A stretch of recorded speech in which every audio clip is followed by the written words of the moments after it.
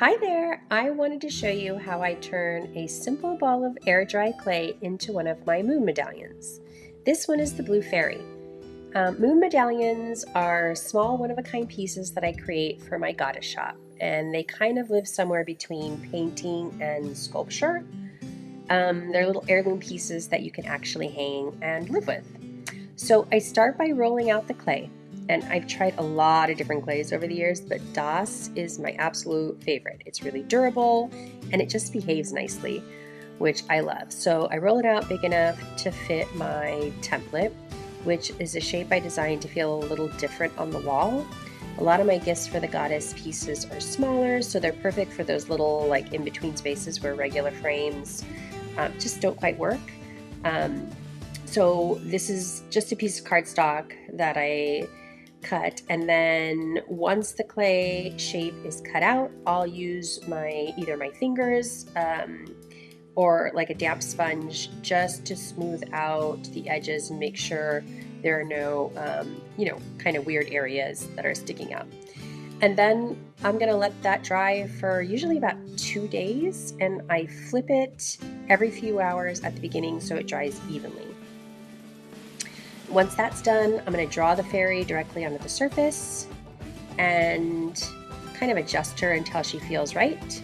And then I need to sketch out the wings. So I sketch them out on paper first, try to figure out the size, and then I basically cut them out so I have another template to work with. And once that's done, I'm going to repeat the whole process. So I'm going to roll out more clay, and then I'll cut out the wings from the template. And this is where it's going to start to get really fun. So once that's cut out, make sure I clean up the edges.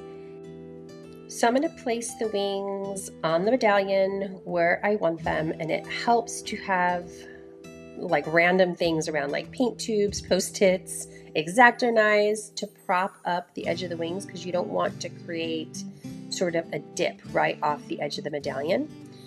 You want kind of a gentle lift. And then I like to use a glue called E6000 to attach them. And even though the wings are still wet, it holds really well, and I still have time to tweak things a bit, which is fantastic because I like to take my time with, sort of sculpting the texture of the wings. So I'll score the texture in with my sculpting tools. I'll smooth it out with my fingers as I go, which I dip my fingers into a little bit of the slip, which is just, I have a jar with a little bit of the clay and water, and so it kind of dissolves in there.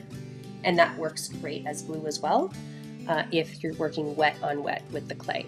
But I blend everything together, make sure there's no sort of rough edges. And this is where I start to build up the details. So I want to create sort of like a petaled shoulder cap for her. And it also, in addition to being a nice sculptural detail, will help the ends of the wings look like they merge into the painting a little bit better. So you can see here, I'm going to use a ball of clay and shape it to give the wings a little more height at the end, and I like them to have a little bit of a curl or movement to them. So I'm going to switch out the ball of clay and add a sponge in here so that the end of the wing has really lovely natural shape, almost as if they're sort of blowing in the wind. So I usually have a few of these going on at once at all different stages, and that just helps me sort of move in the studio a little more freely.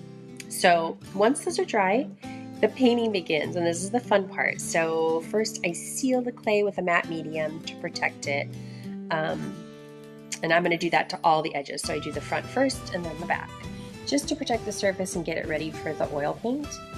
And this is actually the first moon medallion that I've painted in oils, and I love it. I've tried acrylic and watercolor before, but the oil just feels right to me, and I love how easily they blend and how soft and detailed everything can become. So I was able to create a really lovely ombre effect with the wings, starting out really light at her shoulders and then going to like a richer, darker blue at the ends. And honestly, the wings are my favorite part. And because my fairies come from the Gilded Garden of the Court, they always get a little gold gilding at the end. So I add metallic gold to the wings, the shoulders, and the flowers in her hair. And I finish by painting all the little details and highlights. And then I finish the edges of the medallion itself in gold. The wings get the same ombre blue on their edges because there is a thickness to them, of course. But it just gets a really nice,